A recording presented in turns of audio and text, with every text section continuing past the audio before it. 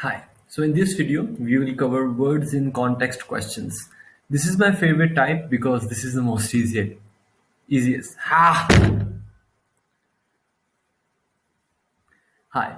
In this video, we will cover words in context questions. This is my favorite type because these questions are the most easiest. So let's start. On your official SAT, you're likely to see 7 to 9 questions that ask you about the meaning of a word or a phrase used in the passage. This is one of the most important common types of questions that you will encounter on the SAT reading test. You might be asked questions similar to these, as used in line 8 dash most nearly means.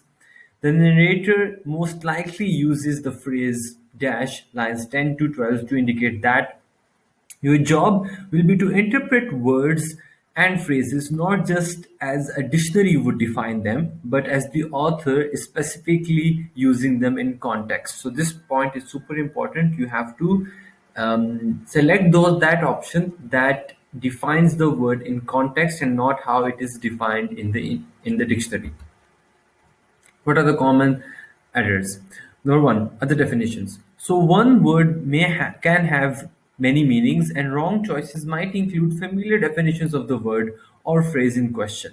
The answer will be the definition that works best within the context of the passage. Number two, near misses. So some wrong choices will appropriately reflect some of the meaning of the relevant word or phrase, but carry a connotation that doesn't quite make sense in context. For instance, a choice might be appropriately positive, but use a word that commonly applies to things that the when the context of the passage is describing people, right? So let's have a look at the strategies. Number one is to summarize a sentence. We don't need to understand every word to get the meaning of a sentence. But if we understand the meaning of a sentence, we can often determine the meaning of the words and the phrases it contains. When we summarize the sentence, the relevant word shows up in we ground ourselves in the specific context of the passage. Number two, cross it out and make a prediction. Before looking up at the choices, find the word or phrase in the passage, cross it out, and cover it up, right? And then read the sentence through and substitute your own simple word or phrase in it. This is your prediction, right? And then find a match of your prediction in the choice. Number three, plug in the choices. Another way to approach these questions is to reread the sentence with each choice in place of the relevant word or phrase to see if it fits. This can also be a good way to double check the choice you picked or to narrow down options.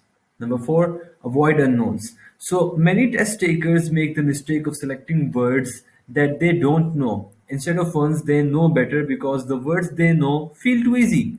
But this frequently backfires. If there are any words in the choices that are unfamiliar, stay away unless you can confidently negate the other three choices.